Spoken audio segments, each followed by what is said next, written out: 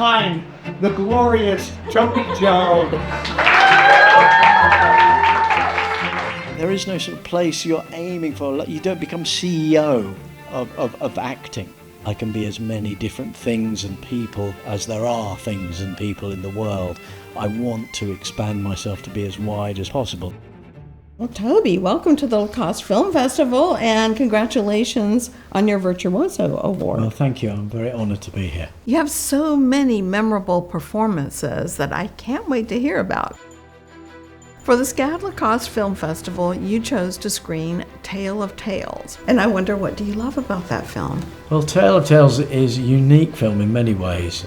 Matteo Garrone, who's this master director who directed Gomorrah, Pinocchio, they all have, I would say, a macabre element in them somewhere or other. And Tale of Tales honours the macabre tradition of the folktale. But they are about kings and monsters and giants and princesses having wishes fulfilled that turn out to be mixed blessings.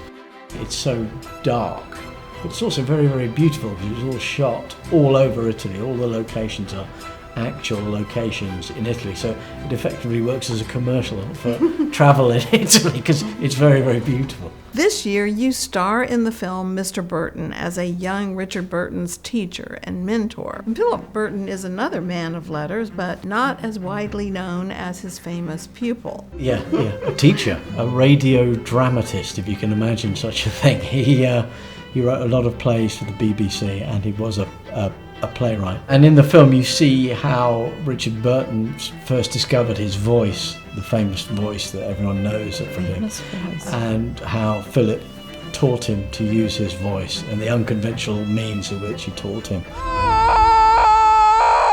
Everything all right up there, is it?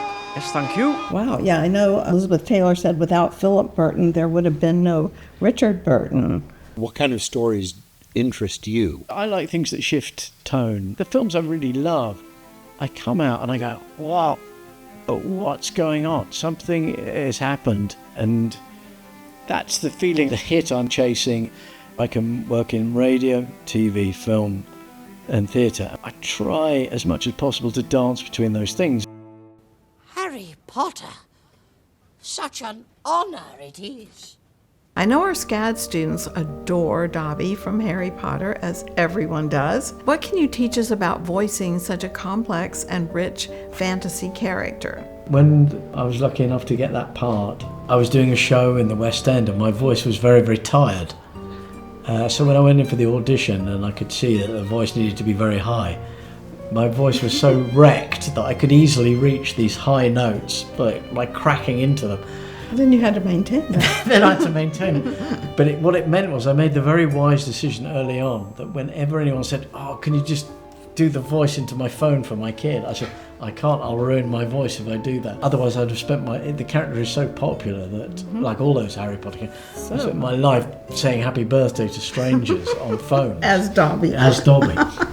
I was fascinated by your advice about movement. How people speak is linked to how they move.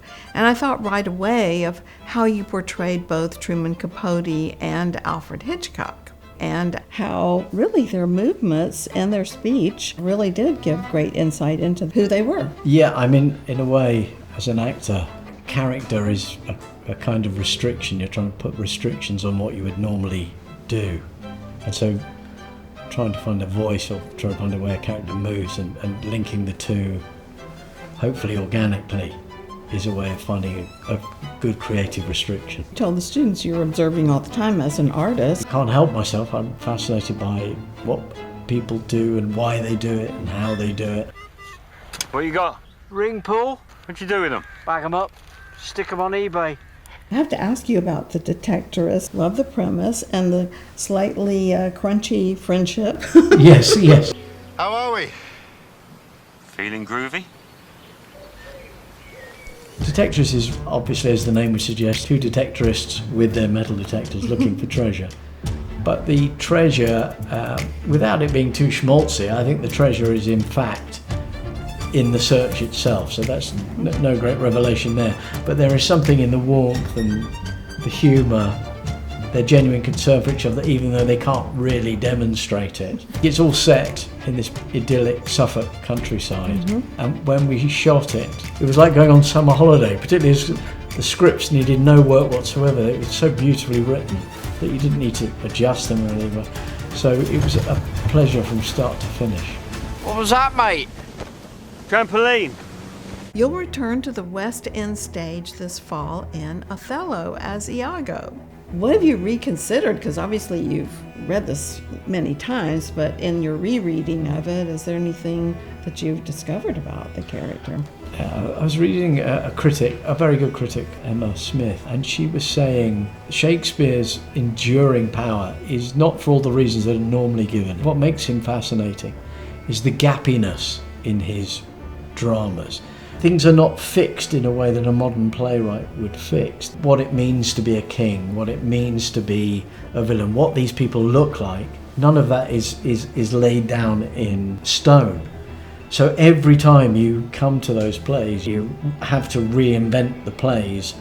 And the extraordinary thing about them is that they meet the age in which they come. Toby, you light up every screen and stage you appear on. Thank you so much for being here with our students, for being here at our film festival.